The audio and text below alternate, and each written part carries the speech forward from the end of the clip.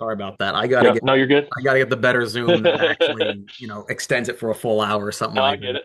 But like I said, I've been fortunate to be part of a national championship of baseball. Been fortunate to go to many NCAA events. Been fortunate to ring tons of ODAC championship There you go. bells since I've been here. That's not me doing that. That's the athletes doing that. And very fortunate to just be a part of the puzzle for them, understanding that there is strength and conditioning, there is athletic training, there is their sport, there is their life, there is their nutrition factor. Like there's so many cogs to this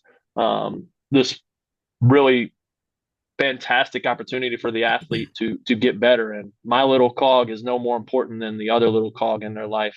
And understanding that sometimes there's going to get a rock shoved in there that we're Yeah. going to have to dislodge that rock and hopefully get the athlete back on track. So I don't have one specific moment that really sets it apart. Yes, it was great to see the guys host and hoist the national championship trophy for baseball. It's been equally as nice to see um, new programs become successful. I talked about our volleyball program, them coming, being kind of in the bottom and really getting successful. Our baseball team wasn't great when I first got here, them the rise to getting there, and then our continued success across the board with all of our sports. Really love to see both of our lacrosse programs host an NCAA championship game. That's been very fortunate for us in our time here, as we've had a lot of on-campus NCAA events that the athletes can say, "This is cool. We get to bring other teams to Lynchburg and hopefully dominate them in their time here. Because if we can get them on our turf, we can create a pretty good environment um, for the student athletes. And again, comes from our top down. The AD really putting that as a part of our success. And I'd imagine if you guys are starting to host NCAA games, those can be some code red games, get everyone out there. Oh yeah, absolutely. Yeah. That's definitely we've had those events and we've got them.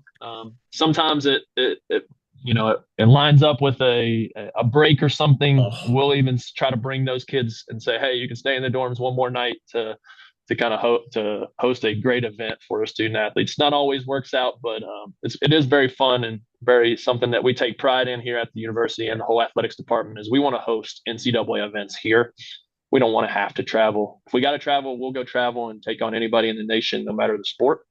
And that's our coaches' mentalities across the board. They don't shy away from big time opponents, and we show that within all of our strength of schedule of all of our sports. No, I love that.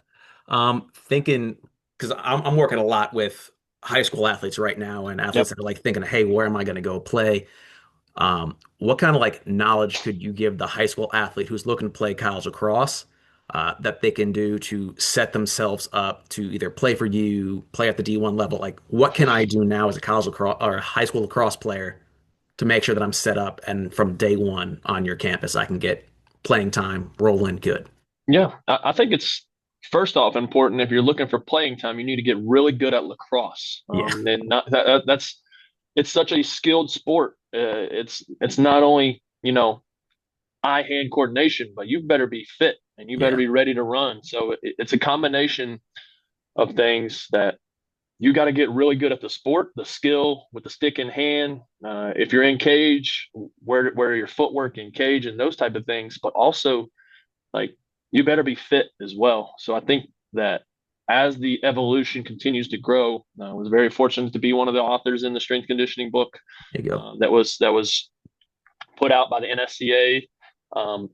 So I think it's a lot of things. These high school kids are getting pulled in 10 different directions. Ultimately, just get in a nice rhythm. I'm going to train for the sport and Mhm. I'm going to train my body. Still be a high school kid. Don't get lost in the fold of how that helps you mentally. Of, hey, I can take off a Saturday morning because my buddies wanted to hang out late on a Friday night. That's okay. But if you have a Saturday plan of training, get it in. Yeah. You might have to adjust. Guess what? In college, you're going to have to adjust. There's going to be snow on a game day that you're now going to have to adjust your program, but you're still going to find a way to get it in. So I think really just getting in that mindset of getting the work done when it needs to get done, but also not losing sight that you're still, 16, 17, 18 years old in high school. You're trying to figure out where your life is and what works for you. Um, And I don't think get that's too a lost in the fold. yeah, and I think that's a great word too, is like even you can go have fun as a high school kid, but don't let your today affect your tomorrow. Yep. So like you got something planned, stick to it. Be an Yep. individual of your word. You got to get it Yeah. done. Don't let your Yeah. today affect your tomorrow. Make smart Yeah, choices. absolutely. Yeah, I mean it's crucial. But I think that's everybody in life, Yeah, right? We get caught up in the moment and the this and that. But ultimately, if we've got something planned, let's stick to our word. Let's be genuine in our word and our commitment. for sure. It's going to take a commitment. If you want to be a high school athlete and go to college and play college sports, I don't care if you're Division 1, Division 2, Division 3, NAIA, not junior college, all of those, it's going to take a commitment level higher than what you're doing in high school. Oh, for sure. Unless you're in a high school program that's just highly committed, way beyond, they and those programs are there. It's going to take a lot more commitment than you're ready for, and the game speed is ultimately going to be turned up too. So your commitment level, your conditioning level, and the game speed is all ramped up no matter what level you get to. So just be ready for those things. I can't say, hey, you need to go squat 225 Yeah, pounds. You need to like, yes, those things are important and they are a piece of the puzzle, but it's where you're at right now. What is your ability? I'm a freshman in high school, or I'm an eighth grader going into freshman in high school. I've decided, hey, I really want to put these next 4 years in place to get me to go to college or the opportunity to go to college. Well, then your commitment level needs to change. There's going to be some things that you're going to have to tell your friends, I probably can't do right now. I will yeah. meet you there. It's going to take me an hour, hour and a half. I'm going to go get my shooting in. I'm going to get my running in or my lift in. I'll meet you there afterwards. Or Love you might that. have to make a change. Like it's the same thing that I tell our kids here. And the older I get, the more I look back at some of the training that I did as a college Division 3 athlete. I played Division 3 football. Like I told our guys literally as they were leaving, as a Division 3 football player, the month before I went back to campus, Mhm. I would drive to campus, get my football helmet and get my pads, and I would take them the hour back to my house and I would use them to train in. I would run in those things because I knew I was going to have to do that in 4 weeks. Yeah. So if you're just out there running with your stick in hand, you don't have your helmet on, you don't have your pads on, you don't have the environment set up, it's going to change at a high level when you get here. So you need to do those things at a high level. No, that's a fantastic word. And like I even caught myself doing stuff like that. Is like you see so many athletes flipping it back to lacrosse a little bit, but like you see Yeah. so many athletes like I'm gonna take shots from a standstill, take shots from a standstill, take shots from a stand. All right, well, dodge from behind X. Like let's take downhill like runs. Like what are Yep. we doing? Why is it always? And I can't say enough. Like I've caught myself doing that. I'm trying to get back into playing myself. I've caught Yeah. myself doing that so much. I'm like, I don't want to run today on the. I don't want to shoot on the run today, but Yeah. you got to work that in. We gotta how bad do you actually want it, just like Nine said last week. But Yeah. Well, yeah, that's something I tried to do with this off season for our agility work. You would do some 5-10-5 agility to get the body kind of yeah. primed and ready, but we need to make this agility work open ended. Oh If yeah. you're a defender, you need to be backpedaling into play. You need to flip your hips a couple of times in an area and then get out or whatever. Like we can't just say, hey, run to this cone, change to that direction because you're responding to somebody.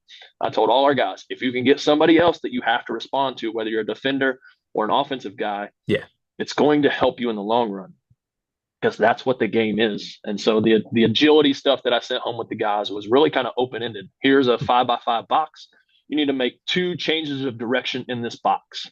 Okay, you're going to sprint into it and you're going to sprint out of it, Yeah. or you're going to backpedal in of it and you're going to sprint out of it. Depending on your space, you can even shuffle in and shuffle out of it. Like not getting them to be so, hey, here's a cone. I'm going to change here and change. We got to be open ended because the game is very open ended and it's Oh yeah. very fast. And I think people forget that sometimes is like, hey, listen, we're if we improve our 5-10-5, we're gonna be so much better. But then when push Yeah. comes to shove, like I can't read hips, I don't know, can't I don't understand body language, and then I'm just getting Yep. cooked all the time. Like I practice, I'm faster than this guy. Like, yeah, but you don't know how to move your body in relation to what they're doing. Right. Right. And I Right. think you get that, yeah, from the open-ended stuff, open-ended drills, but then also like the big thing too, obviously like you were saying earlier, you can't be good at lacrosse if you don't play lacrosse or practice Mm-hmm. lacrosse. So Mm-hmm. like Mm-hmm. get in the backyard, find a league, do something a little Mm-hmm. bit like sixes on your off time to try to Right. build those competencies too, because it needs to be meshed, it needs to have that carryover, or it doesn't matter how strong, how fast you are if you can't Yep. translate that.